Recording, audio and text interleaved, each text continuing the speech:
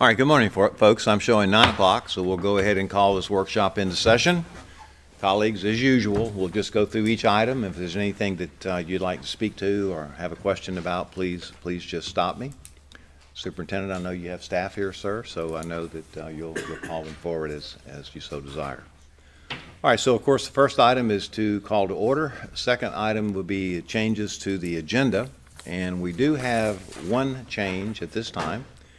And this will be, we deleted item 8.11 under the superintendent's human resources recommendations. This is an employee's suspension, and deleted item 8.12, employee's suspension at the request of Dr. Hale. All right, so those two items are amendments to the agenda. We have no recognitions, no appointments tonight, public comment. We have members of the public desiring to address the school board regarding agenda items. And then on section 6, we have committee and staff reports. All right, 6.1 is an in-county travel paid for November 2024, presented by Ms. Perry. 6.2 is an out-of-county travel paid for November 2024, presented by Ms. Perry. And then 6.3 will be State of Florida State Board of Administration and Local Government Surplus Funds Trust, Florida Prime and External Investment Pool for the fiscal years ended June 30th, 2024 and June 30, 2023, and a financial audit report 2025-073 for December 2024. All right, section 7, consent agenda. First will be the approval. 7.2 will be the approval of the minutes of the workshop meeting of December the 9th, 2024, minutes of the regular meeting December 9, 2024, all recommended by the superintendent for approval. 7.3, appropriation of District 4 School Board member capital outlay funds to Crestview High School for media center flooring in the amount of $26,937, presented by Mr. Tim Bryant and recommended by Superintendent Chambers. 7.4, Budget Amendment Number 3, Fiscal Year 2024-2025, presented by Ms. Perry, Chief Financial Officer, and recommended by the Superintendent for approval. 7.5, Monthly Financial Statement for November 2024, presented by Ms. Perry, and recommended by the Superintendent for approval. 7.6, Invoices to be approved for payment, presented by Ms. Perry, and recommended by the superintendent. 7.7, school donations, presented by Ms. Perry and recommended by the superintendent for approval. 7.8, payroll warrant register and accounts payable warrant register totaling $40,610,486.54. Self-help insurance claims and fees totaling $3,032,665.13, and bank transfers totaling $0 for November 2024, presented by Ms. Perry and recommended by the superintendent for approval. 7.9, re-enrollment with the Florida Agency for Healthcare Administration for participation in the Florida Medicaid program, presented by Ms. Perry and recommended by the superintendent. 7.10, ITB 25-02, Ruckle Middle School Sidewalk Improvements, presented by Mr. Wyndham and recommended by the superintendent for approval. 7.11, tag on bid purchase over $50,000 to Navistar, doing business as Fleet Charge, presented by Mr. Wyndham and recommended by the superintendent for approval. 7.12, tag on bid purchase over $50,000 to the Apple Store for Education Institution, presented by Mr. Wyndham and recommended by the superintendent. 7.13, school affiliation agreement between the School Board of Okaloosa County and Diana Health, Inc., presented by Mr. John Williams, Director, Okaloosa Technical College, and recommended by the superintendent for approval. 7.14, school affiliation agreement between the School Board of Okaloosa County and the Manor at Blue Water Bay for the practical nursing program at Okaloosa Technical College, presented by Mr. Williams and recommended by the superintendent for approval. 7.15, renewal of memorandum of agreement between the School Board of Okaloosa County and Flagler Hospital Incorporated to provide case management of mental health services to students to community mental health service providers with parent consent for referral, presented by Ms. Terry Schroeder, Student Services, and recommended by the Superintendent for approval. 7.16, request to advertise a public hearing for the proposed rezoning of the attendance area dually zoned for Ruckle Middle School, Blue Water Elementary School, and Destin Middle School, presented by Mr. Ryan Gore, Transportation, and recommended by the Superintendent for approval. And Dr. White, if you don't mind? Yes, sir. I do want to make a couple comments, but I want Mr. Meyer to come forward as well. As you know, this has been a dual zone for some time. Students who are going over to Destin Middle from the Blue Water area. I think when this zone first started, Destin Middle School was a school with not as much enrollment. And as we know, enrollment at Destin Middle School has vastly increased. The number of students at Destin Middle that are taking advantage of this opportunity in a good way is a smaller number. As we know, there'll be a group of 8th graders that would be moving to their high school. And so with good communication on the front side, we're bringing this proposal forward. Mr. Meyer and Mr. Gore will be doing a lot of communication. So I want Mr. Meyer just to give just a few specifics and then talk about the communication efforts that we will be doing as well. Okay, thank you, Mr. Chambers. Good morning, Happy New Year. Good morning. So we do have just over 30 students that are taking advantage of transportation from the north side of the bridge to Destin Middle. 18 of those are 8th graders, so they'll be leaving.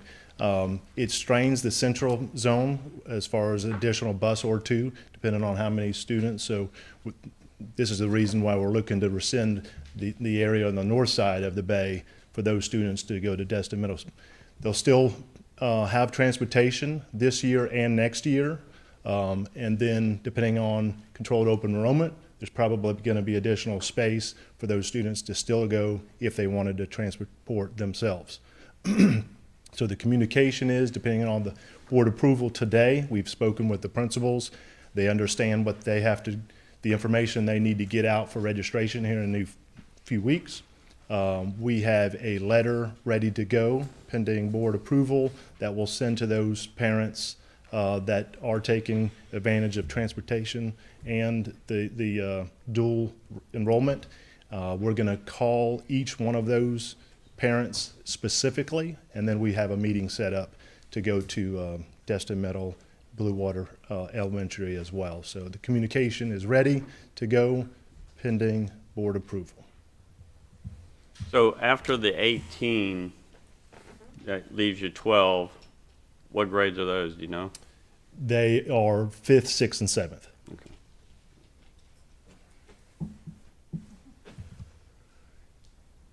Thank you, Mr. Meyer. Any other questions about this item that we'll vote tonight to hold a public hearing for?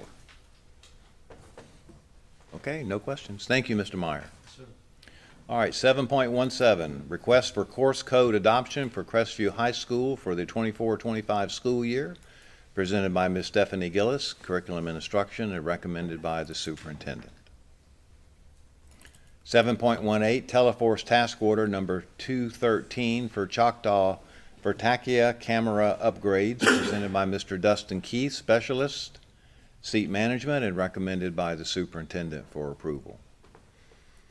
7.19, Teleforce LLC Task Order number 214 for Bruner Vertakia camera upgrades, presented by Mr. Dustin Keith, recommended by the Superintendent for approval. Mr. Chairman? Yes, ma'am. It's my understanding that, Mr. Chambers, that we're going through all the schools and looking at these camera upgrades, correct? Correct. As we go through, so right now we're just doing these two, but that's probably very important as we go to each one. So, And I'm glad you posed that question. So Mr. Spolsky, come forward. And Ms. Ivanchek and school board, as you know, we look at layers of security.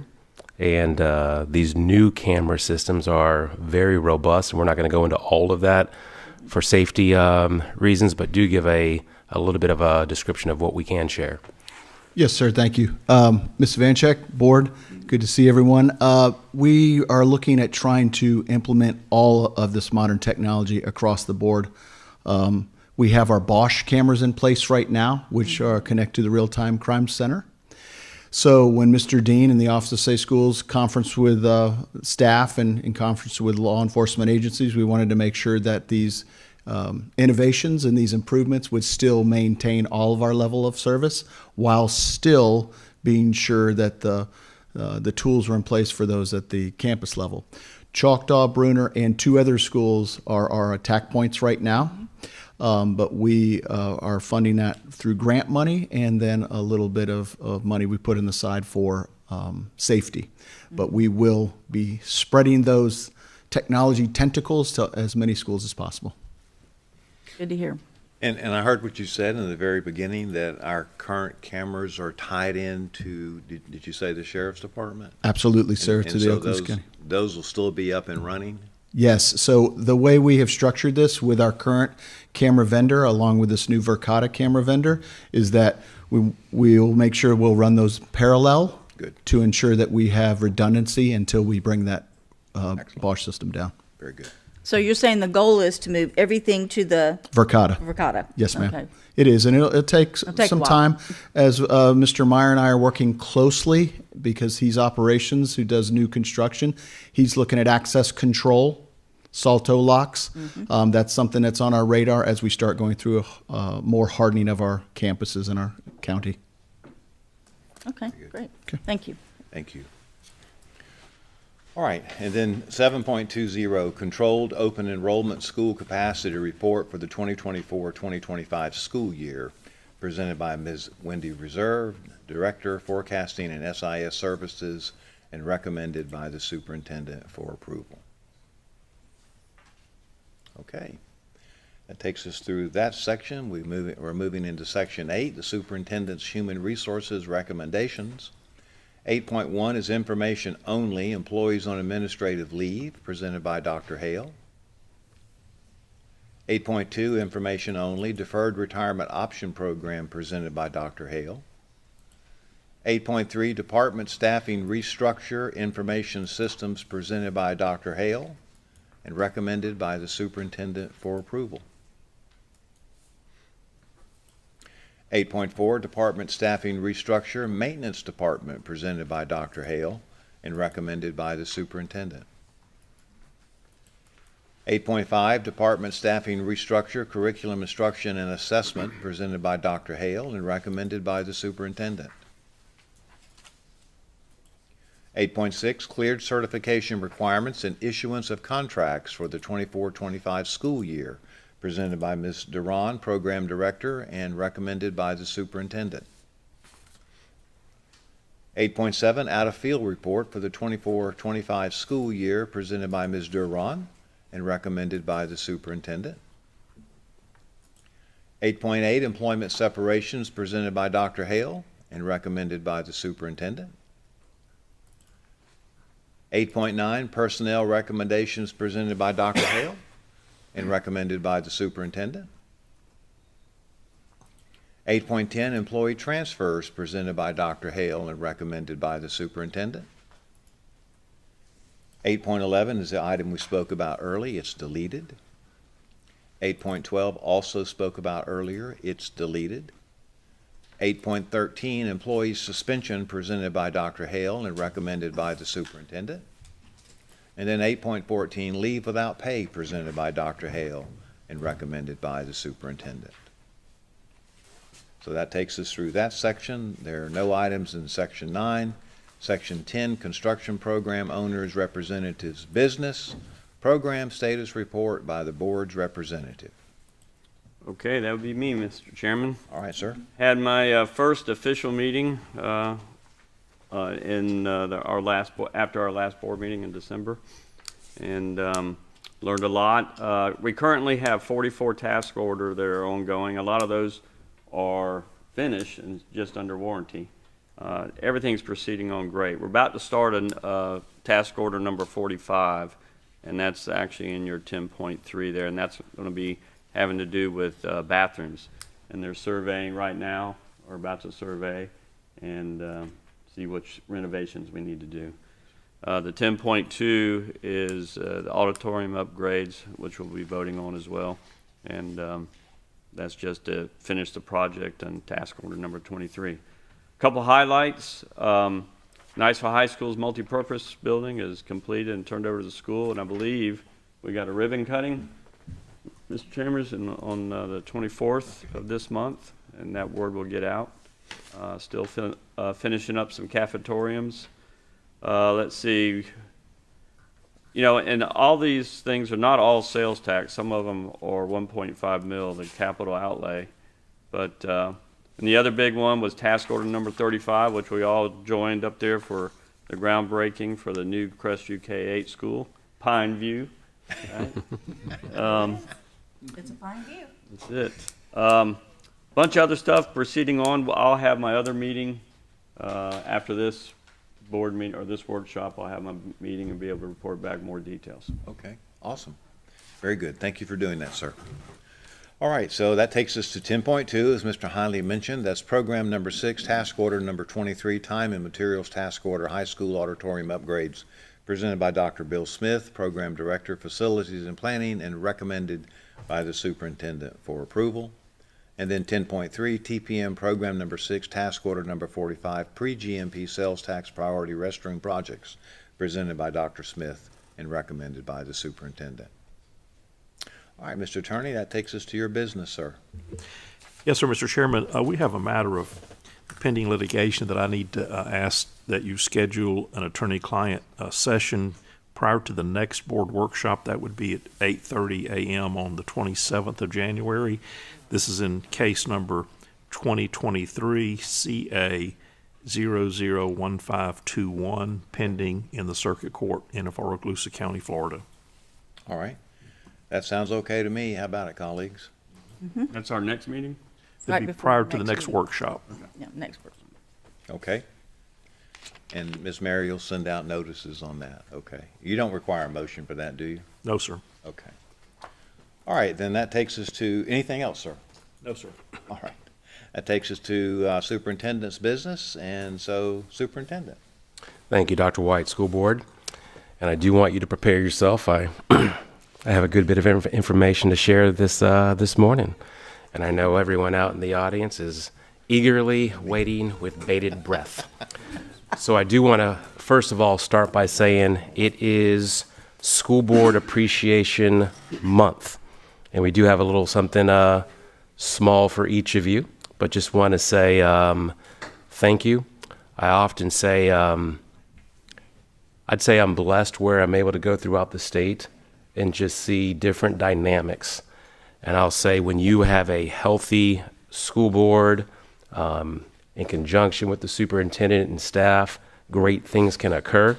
And I just could not be more thankful for the support that you all provide, the questions that you ask. And I would say to anyone that's watching or will ever watch these comments right here, the behind the scenes things that you all do in terms of conversations with staff, making sure that you're prepared for these meetings, the suggestions that you all provide, I just could not be more grateful. You guys do a fantastic job. And so just the small token of our appreciation does not go far enough, but happy School Board Appreciation Month.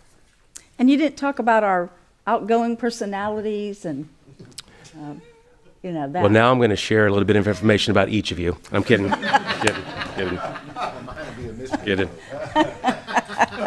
So, but thank you very much. And as you've already said, it's welcome back and Happy New Year. There's a lot that's going on. Last week we had our Professional Learning Day. And sometimes we look at that as another event.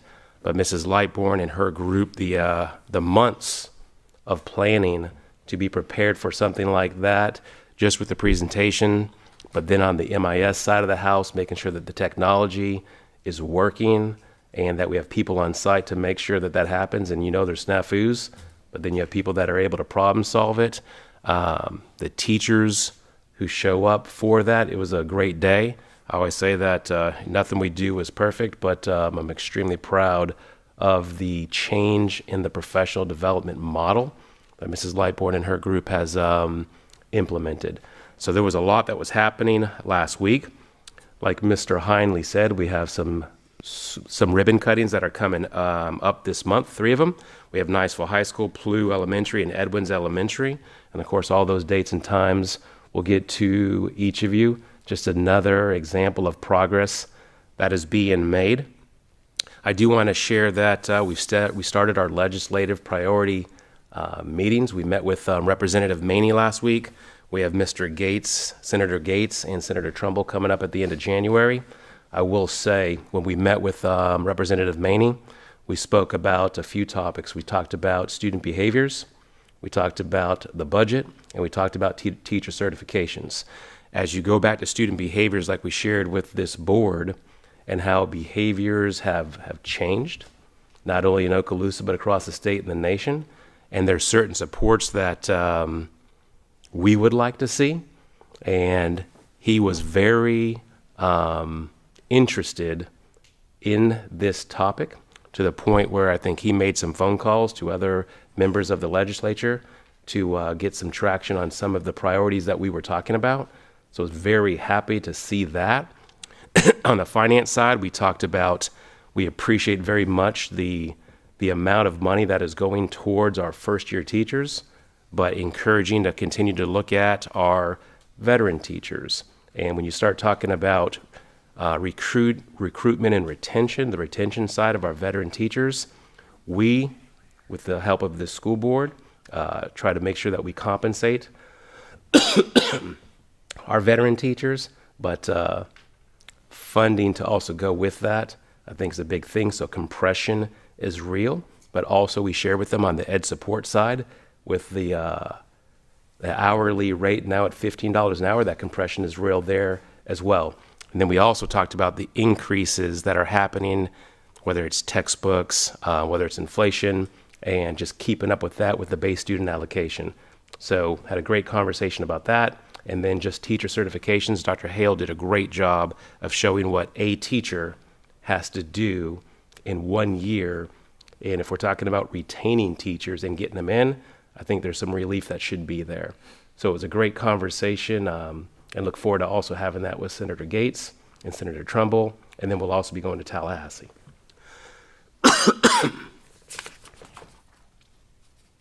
I do want to share the National Civics Bee. This was a movement with our Chamber of Commerce's here locally. They really wanted to see us get behind this National Civics Bee. Ms. Carr did a great job working with the chambers and specifically our middle schools. The goal was to get about 20 students to be involved, and it looks like we're going to have about 50 students be involved with the Civics Bee, looking for a winner in the state of Florida. We're hoping that that winner is going to come from Okaloosa County. That will then go to the national level in Washington, D.C. to take part in the National Civics Bee.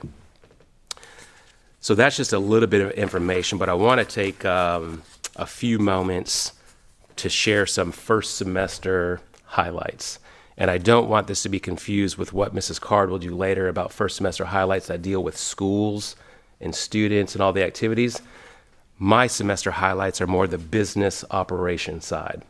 And I do want to say, with the folks that are in here right now, like I said earlier, eagerly waiting with bated breath on this information, what they do each and every day is truly remarkable. If you look at our district staff, it's lean, especially when you look at comparable sized school districts to us. So the work that they do each and every day, the output that they have is pretty remarkable and is truly appreciated. I do want to start off by saying school board policy. As you know, we look to update that every year. And Mr. McGinnis, working with our district staff, the first 5, so chapters 1 through 5, have all been reviewed. I think they're coming before you or have already come before you, but that takes time and effort in order to do that. So I just thank the district staff and thank Mr. McGinnis for that work. This year, some of my goals that we looked at, and Hillary, are you clicking? So just looking at some of my goals, and you can see it up here on the left and on the right, is just an example of each of our departments have specific goals. And when we meet as a senior staff, we talk about these specific goals. The ones on the right that you see from the different departments, that's just a small snippet of their overall goals. But those are the ones for me that I like to stay abreast on. But they have 3, 4, 5, 6, depending on the department, other departmental goals. As you can see on the left, one of the things that we're really working on is the rollout and clear communication. I always say we're not perfect at all, but really stressing with each department that when we send out information or if we're starting something new, it's all in the small details that makes a difference. So clear communication and making sure that that rollout is done as smoothly as possible. Looking at the teamwork side, I'm so proud that as more people come to this facility, where as you know, forever, in essence, we've been at 3 different facilities. Now getting people here together, we're more efficient. But then that teamwork aspect, when you start looking at the second largest organization in Okaloosa and having everybody here, that makes a difference. Growth is something that we look at, whether it's the schools and their school grades or whether it's just individual workers. How do we continue to grow and get better based on our own capacity? So whether that's district senior staff, whether that's a specialist, whether that's the school principal, always looking to grow. And then we're in a day and age, I think, where it can never be understated the importance of building leadership capacity, whether that's department chairs at the school level, whether it's assistant principals, principals to district staff. Challenge our senior staff. How are you building leadership capacity in your department? And then how are we building leadership capacity at the schools? And so I just appreciate the work that has been done in those areas.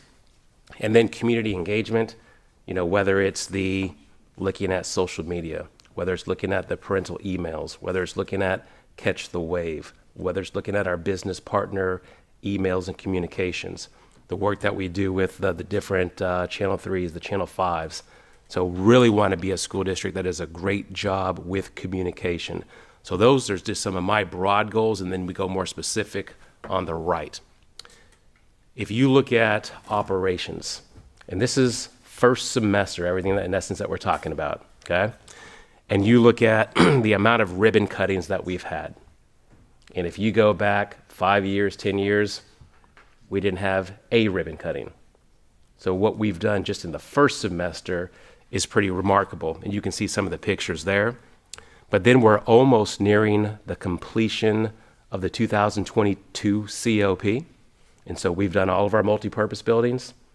We've done the classroom additions. And in the second semester, we'll be wrapping up the cafetoriums as well. So that was about $120 million COP. So just in that short amount of time, a lot of progress there. Coming on down, you look at the groundbreakings. So this year, we did the Pine View groundbreaking, which is the newest school, but we're also starting the 2024 COP. So that's the Pine View School, but then that's the Destin 30 Classroom Addition, as well as the Baker Classroom Addition as well. So that will be underway. And then you look at the maintenance side of the house. If you remember, we had the master facilities plan that Mr. Meyer led. That was about a 2-year venture to get that master facilities plan where every school had a 5-year outlook as well as a 10+ year outlook. And then comprised in that is also the athletic facilities plan as well. So I couldn't be more proud. You heard Mr. Heinley talk about the auditorium upgrades. And I think when you look at what happens here with the arts, whether that's chorus, whether that's the theater programs, also the band programs that utilize it as well, upgrading those auditoriums has been a major goal. So we're finally getting towards completion of those. So proud of that. Under Mr. Meyer's leadership, the site-based techs at each of the schools, we made that adjustment with your blessing. So that's happening where each of the high schools will have a site-based person there for not only the athletic facilities, but just facilities in general. And then with that, we're now able to be even stronger on the middle school side. As you know, whether it's the football fields, the baseball, the softball fields, the soccer fields, keeping those up is not easy. So having folks in place to be able to do that, I appreciate the creativity and making that happen. Also looking at just things that don't get as much interest. We're still completing new playgrounds. We're still fixing air conditioning systems. We're still doing floors. We're still looking at restrooms. So all of those are happening. So the operations side of the house is huge. When you come down to transportation, and then you look at, we just lost Mr. Jay McGinnis to retirement. 40 years of service. That's a big deal. But we're blessed that Mr. Gore has stepped in. He's done a great job, and I appreciate the board helping us with that transition, because we had the whole first semester to transition, and I know Mr. Gore's appreciative of that, as are we. So you look at transportation, since 2020, we have ordered 106 new buses. As you remember, we had the oldest bus fleet in the state of Florida. We were number one. Didn't want to be number one in that. So now we're at specifically 92 new buses that are here, and we have 14 that are ordered. So at the end of this year, we'll have 106 new school buses, 160 buses that go out each and every day. There's about 9 school buses currently that do not have air conditioning. Once the new 14 get here this year, all of our buses will have air conditioning. So you think about that. That's big. That's huge. So that's the transportation side of the house. Might I ask a question regarding transportation? Yes, sir. And I know you just held some meetings, and we'll be holding some more meetings with our legislators. Any feedback on the school start times? Yes, so Because that's, that will dramatically affect Mr. Gore's world, and our world possibly. and I think it already has, as well as Mr. Meyer and Mr. Spolsky. Okay. But as we talk with FADS, Okay. our Superintendent's Association, the School Board Association, and I think some of our legislators, Okay. I think there will be a bill that will be filed to repeal that. So we'll have to see where that bill, Okay. Yeah. when and if that bill comes, because Okay. I can't speak for any legislator. All right. But I think there will be a bill that will come that would repeal that and let the decision-making be at the local level. Okay. Because that's a lot of rescheduling, a lot of routes, a lot of times and stops, and I know whenever you start getting involved with that stuff, it's always kind of scary. And I well remember what happened in Orange County when they did that, and kids were waiting for buses, and buses didn't show, and it's just it's a big mess. So I hope the legislators move forward with that. But more importantly than that, it should be a local decision. And I'll just make a comment. I mentioned this at the last board meeting, but Miami-Dade is the one that's getting the bulk of mostly all this right now. So if the third largest school district in the country spearheads this, I think that's a lot of voice sounding right there. Yep. So. Yep. Okay. Well, thank you. Sorry to interrupt. No, please. And throughout any of this, ask questions, clarify, or expand, or anything, okay?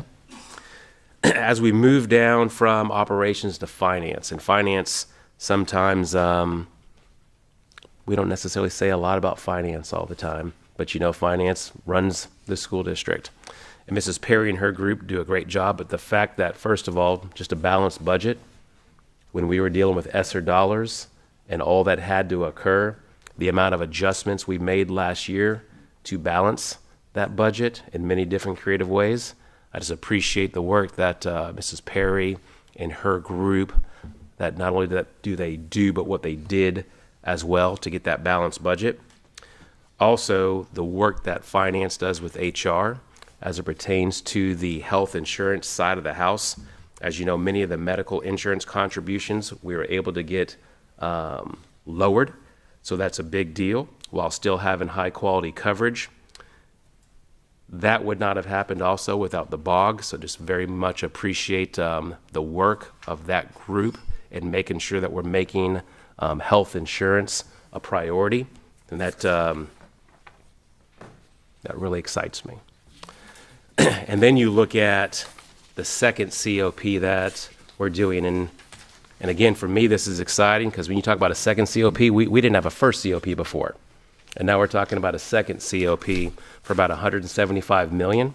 And that second COP will be the Pine View School, the Destin 30 classroom, and the Baker classroom additions as well. So that's underway, like we said a few moments ago. Go into the human resources side of the house. So we've already talked about the insurance piece, but then through human resources, and when you look at our health insurance and what that's done is put us in a position where we were able to do a one-time bonus this year for our employees. Would love to have done even more for the work that they do, but I think the $500 bonus was something that, from my understanding, was appreciated. We hired over 200 substitutes in the first semester. So you think about that, 200 substitutes.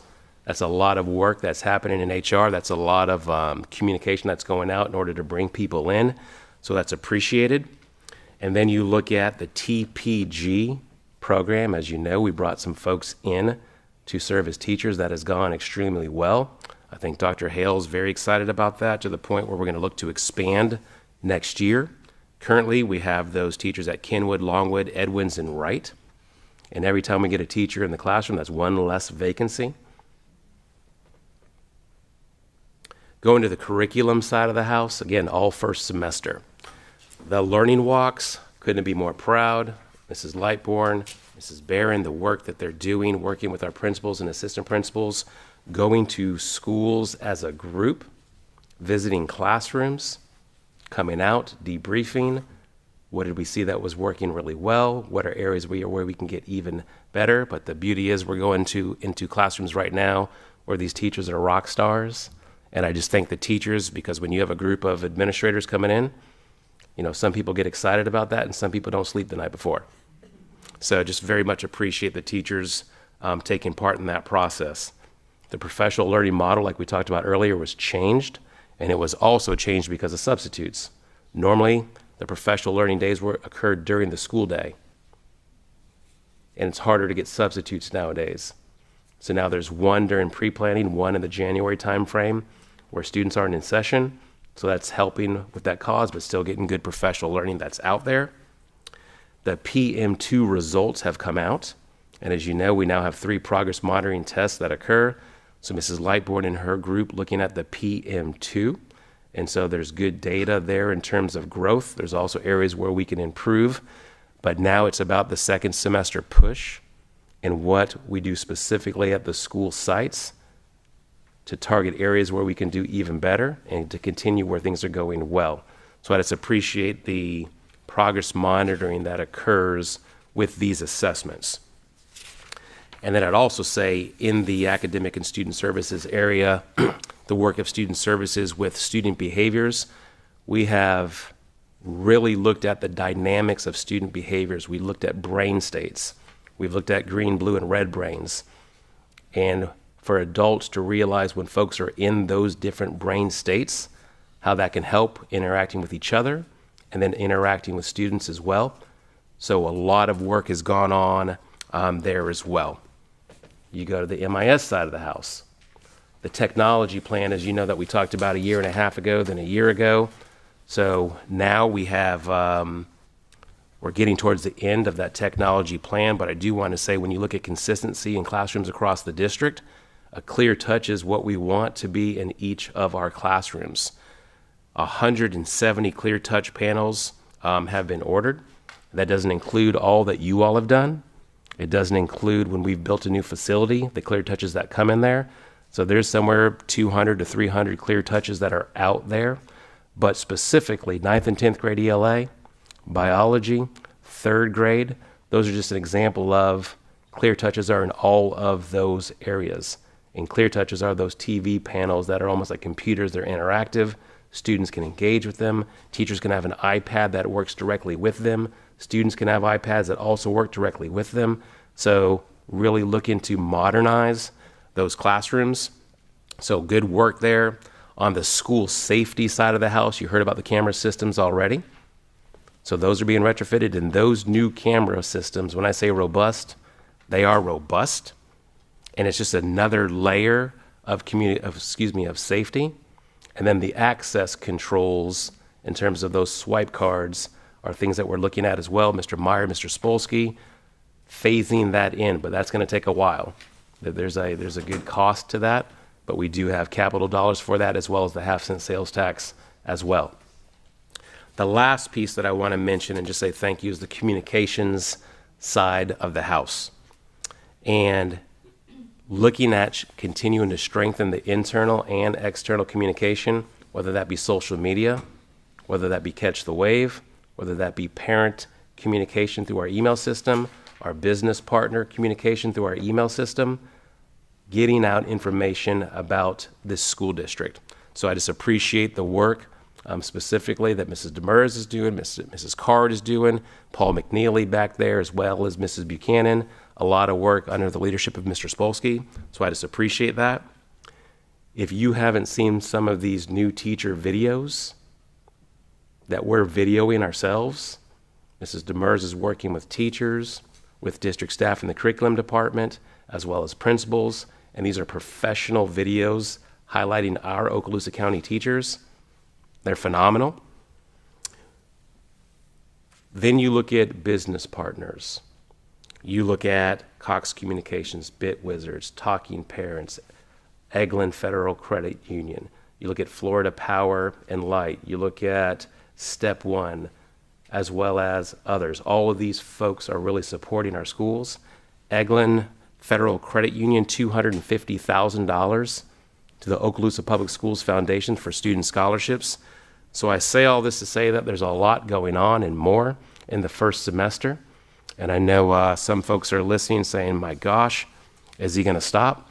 However, I'm extremely proud of the work that has occurred over the first semester. And it's a direct result of the district staff and what they're doing, working with our school principals, teachers. This is a large operation and it takes everybody working together. So that's just a short snippet of all that's occurring or has occurred over the first semester. Excellent, very good. Thank you, Superintendent. And I understand we'll have the curriculum instruction update forthcoming soon? Yes, sir. Okay, all right. Any questions, colleagues, comments? No, but I'd just like to say that I'm so glad that you compiled that. You know, we go through a lot of things, and we don't, when you put it together like that, you do see the impact better than each board meeting. But do appreciate your leadership and your staff. All of them work so well with the board. You've made them accessible to us, which really helps us do our homework to vote on appropriate things. So I think I'm just so proud, as you're saying, really we have a great model of you as the superintendent, the senior staff, and the board. We really do work together. It's like, you know, the wheels rolling. And it's very impressive, and I'm hoping that the public is watching this because this here is such a concise report of what's going on. And as most of us here on this board know, that just a few years ago, we couldn't have got a one-pager. Okay, so here to have a packet. So thank you, Mr. Chambers, and thank all of you staff that help us so much to know what we need to know so that we can vote to make the right choices. All right. Well, thank you. Thank you again, Superintendent. All right, colleagues, so let's go ahead and, anything else, sir? That's it. Business? Okay. All right, so we'll now come to board members' announcements and requests, and that's section 13. 13.1 is designation of school board member to serve as the alternate to the board's trustee to the Florida School Board's Insurance Trust, FSBIT. So, Dr. White, I appreciate you putting this item on the agenda. As some of y'all might know, FSBIT is kind of going through a administrative restructuring. We have a new executive officer who will take the helm here in just a couple of weeks. And one of the things that he reached out to all of us trustees is not that it's a policy or anything, but half of the trustees had a alternate and half of us did not. So he wanted to try to get it to where everybody had an alternate just in case something was to come up. And the trustee who would normally go to the meetings could have somebody fill in for them because he would like to get 100% participation from the 12 counties that are part of FSBIT. So, and we were one of the school districts that did not have an alternate, so. Okay. So we need one. Yep. Anybody willing to volunteer? I'll be happy to, Oh, that's great. if you'll accept me. All right, Mr. Destin. So, Mr. McInnes, does this require a board motion? Tonight, we should do that at the All right. board meeting. Okay, so tonight then we'll install you, Mr. Destin.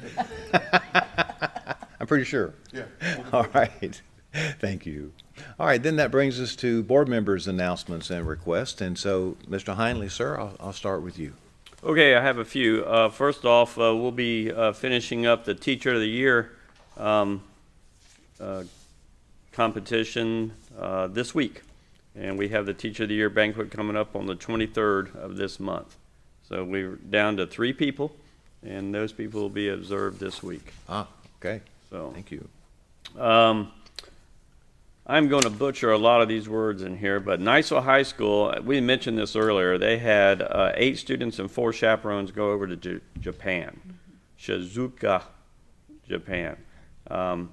They are the only high school in the whole United States that has done this program. I mean, it's a great program. It's a NAGISA. It stands for Natural Geography of Inshore Area. Richard Hernandez is the teacher over there, and he's going to give a briefing to Mr. Bryan and myself at 1 o'clock today. And but since we're on the TV here, I just want to announce these names that went over there: Lillian Suttlemeyer, Jacob Mills, Julia Miltz, Hannah Castor, Jocelyn Wheeler, Sasha McRae, Craig Falzone, and Noah Stickler. I mean, that's a heck of an accomplishment. I mean, I've never been to Japan. I mean, what a great international place we went over there. So, we became a member over there, and they're going to try to keep doing that. So, the only one in the entire nation. That's pretty huge. Niceville also had, I think it's the first time it's ever happened, seniors Max Dill and Sophia Broughton win the prestigious 2025 All Sports Association Scholastic Awards. That's pretty strong. 4.77 weighted GPA. Dill, who ranks first in his class of 475 students, 4.77 GPA, serves as captain of the boys lacrosse team and has led the team to consecutive state playoff appearances. So that's pretty strong. Broughton, or Bruton, however way name is, as a standout athlete and scholar who also has a 4.77. She's on the volleyball team. She's earned all state honors and holds multiple school records.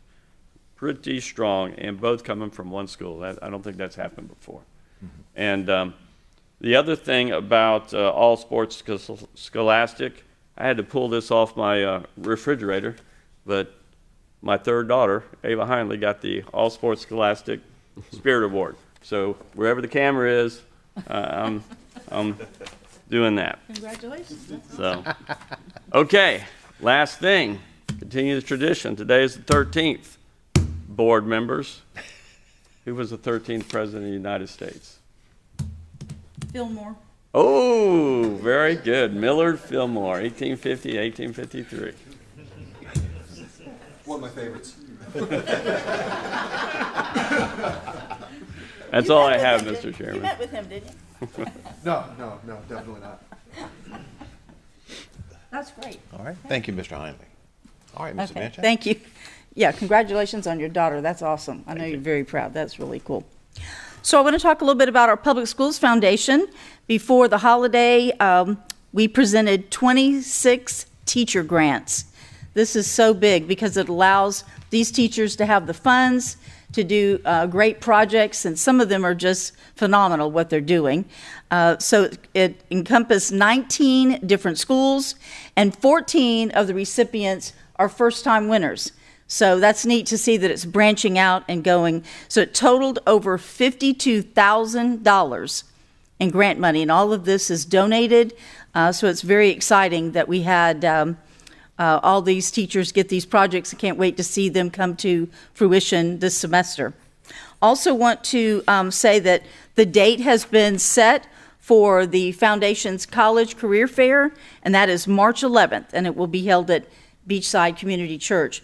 This is one of our flagship projects that's going on for many years now, very well attended and exciting that we can offer this information to these students preparing to go into whichever career or on to college or whatever they plan to do beyond their high school time. And then the last thing I wanted to point out is that the last week of this month, the 27th to the 31st, is Literacy Week. I'm sure maybe some of you have been asked to come and read or do some things. I think I'm going to have to create the Cat in the Hat one day that week to go out to an elementary school. So it's a lot of fun. That's a state initiative, Literacy Week. So those are my announcements. Thank you. Yes, ma'am. Thank you. Mr. Bryan. Thank you, Dr. White. I don't have a lot of announcements this today, but I do want to recognize Miss Amy Dale, who's sitting out there in the audience, our Title IX coordinator. We actually got to spend some time together, and I've known Miss Dale for many years, and just a wonderful educator by trade, and but in her role as Title IX coordinator, when you actually sit down and see what all she's responsible for, and I know Miss Pinkert does a good job of helping keep everything in line for you too. So, but it was kind of nice to see you out here. I was going to recognize you whether you were out there or not, because I felt like our Title IX department does a lot of good things that are going on out there. And, you know, we spent the day at Walker pretty much. It was pretty much the afternoon and then the evening. So had a lot of fun just getting to sit down with and hang out with Miss Dale. And I just wanted to say personally thank you for all that you do. And with that, just welcome back to everybody. It's like I talked to Mr. Chambers last week. It's going to be a great rest of the school year, and let's rock on, you know, because before we know it, graduation is going to be here. And I know Dr. Kelly, when she was on the board, she'd always give us a rundown of how many days. You know, it just tells you how fast things are going, because here we are 2 weeks into the spring semester, and I know everybody's gearing up for the graduations. We should be hearing all the honor students from all the schools here coming out pretty soon too, so that's going to be exciting. But that is it. Dr. White, thank you very much. Yes, sir, Mr. Bryan. Thank you. And Mr. Destin. Thank you, Dr. White. I don't really have too much to say today, other than I wanted to let Mr. Chambers know how much I appreciate your senior staff, the availability that everybody has given me graciously to hold my hand as I transition into this. And you're right, we hit the ground running. And at the risk of asking questions that make me look ignorant, everybody has been very generous and hasn't pointed it out. But thank you, all of you. Amber, Julie, everybody who's been taking time out of their very busy schedules to help give me sort of the 30,000-foot overview. It's been very appreciated. So I know I'm leaving people out, but thank you very much, because it's needed. I appreciate it. And they never hesitated. They really, really did help. And I will brag more tonight about this young lady, because she's got a very long list of superlatives, but I just wanted to remark here this morning that Fort Walton Beach High School has a young lady named Reese Armstrong. She was named Okaloosa County's 2024-25 Sunshine State Scholar, and that is a really hard thing to get. It's quite remarkable. She's going to go do wonderful things in the medical field, but it basically is a very competitive state award that basically recognizes young people who are going to go make important strides in the STEM fields, and which is exactly where we need to be headed. And we've got some really bright people all over the district, but this one is at one of at my high school, so I'm really proud. And I'll share more in detail tonight, but I definitely wanted to remark that she had received such a good award. Thank you. That's it for me, Chairman. Yes, sir. Thank you, Mr. Destin. And I just have one quick item. It's a personal privilege, kind of like Mr. Heinley, and that's to wish our number 2 grandson, Brody, happy birthday, as he's 5 years old today. And he'll probably see this, but he's still not sure how it is that I get inside the TV. But he'll be going to Destin Elementary next year, and That'll be a big event. But anyway, thank you. All right, so that does take us to section 14, public comment, and this will be 14.1, members of the public desiring to address the school board with general comments. And so I do have one yellow card today for Ms. Diane Frazier, and she's here to speak with us about the Emerald Coast Science Center. Ms. Frazier, please come up. Welcome. Thank you. I just wanted to come. We just celebrated our 10th anniversary at our Memorial Parkway location, and that would also be my 10th anniversary of being the director of the Science Center. So I just wanted to come and say thank you to the school board, to the school district for sharing your students and families with us over the past 10 years. It has been an absolute honor and privilege. I also wanted to share a couple of things that we have going on that, and I would love to give you copies of these before I leave today. But on the 30th, we will have our ribbon cutting for our planetarium building. This is going to be an Impact 100 project, which will allow us a space to accommodate our dome fully inflated. So this is going to be a brand new programming that we can share with the students and families and community members. And on February 11th, and this is where I'm going to ask for your help, we are offering a Sunday afternoon event free to the public, and we are focusing on English language learner families. So we hope to have a series of interpreters there that will cover a lot of different languages. We are looking to have Mr. Spolsky approve our flyer that we can share with the school district. We have working with Dr. Choice on that because we really want these families to feel welcome. We want them to come together and have this meaningful experience that a lot of us take for granted. And maybe they will get into the idea of museum attendance as something that they can do together. We have 8 wonderful museums throughout our community, and we just want to expose them to it. So we are looking to do that. We're partnering with United for a Good Cause. This is an idea that David Triana brought to us. United Way is going to provide some funding so that we'll have some snacks and sodas and things like that at the event as well. And then we are also part of a program called Museums for All. As part of this, anyone that has a SNAP, EBT, or WIC card can get in for... I think we got it. Stand by. Ms. Frazier, you've been a wonderful partner with the school district, and in light of that, please continue. Oh, thank you. So as part of this program, Museums for All, it's a national program run by the Museums of IMLS, Institute of Museum and Library Services. And as such, anybody with a WIC, SNAP, or EBT card can show that card and get up to 4 people only paying $3 a person. So an entire family of 4 that's in that situation can come to the museum, come to our museum for $12. We feel that's very important because we don't know where that next kid is, that kid that's the really big thinker, that's going to solve some problems that we have. And more than likely, that kid is a kid that's had to do a lot of things whose parents haven't been able to pave the way for him and or her, and that they had to have been really resilient. I kind of feel this way too about our English language learners. They're already smarter than me because they know a second language, and I don't. So this is another reason why we're hoping to be able to focus on those students and families as well. And then the last thing I want to share with you is we do have a scholarship that we manage. It is for a student, a high school student, that is going to go into the STEM field. It is $2,000 a year for up to 4 years. So this is a potentially $8,000 scholarship over the course of their college career. And this will be our 3rd year of implementing this. And we will be putting that information out on our website soon. So we just wanted to make sure that everybody was aware of that. Thank you so much. And can I give you these? Yeah, sure. Oh, okay. Sure. Just come on up. Oh, thank you. Any questions for Ms. Frazier? No, but I want to mention that Ms.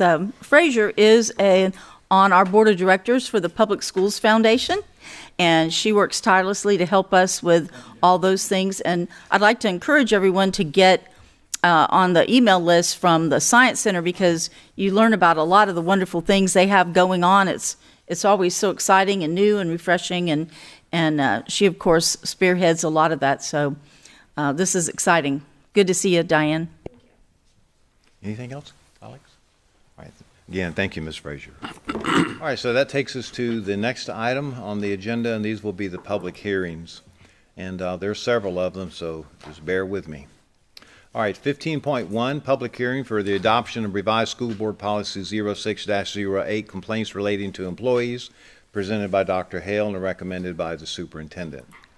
12.2, public hearing for adoption of revised school board policy 06-26, equity policy prohibiting discrimination, presented by Dr. Hale and recommended by the superintendent. 15.3, public hearing for adoption of revised school board policy 06-27, equity policy prohibiting harassment on the basis of race, color, national, ethnic origin, sex, age, religious beliefs, marital status, pregnancy, or disability, presented by Dr. Hale and recommended by the superintendent.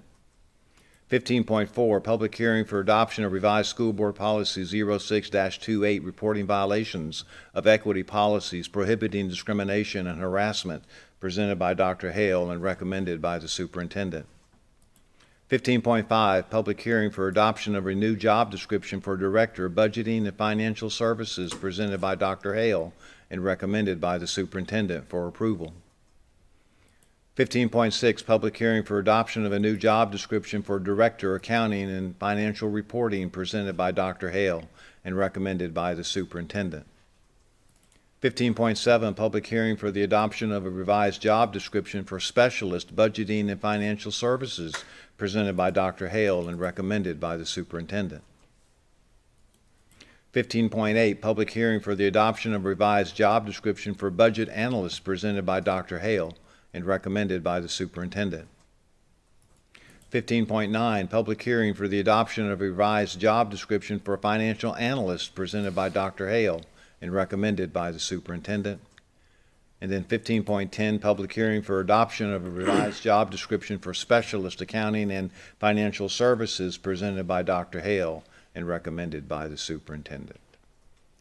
And so that takes us through all the items on our agenda. Mr. Attorney, we good? Yes, sir. All right, Superintendent? Do want to share with you that the State Board of Education will be conducting their meeting at the Destin Charter High School on Wednesday. So that'll take place this Wednesday at 9 o'clock. Okay, all right, very good. Well, we had our turn for that, right? Yes. Okay. Anything else, colleagues? We all good here at the table? All right, how about it? Staff, anything? Associations, anything? All right, this workshop is adjourned.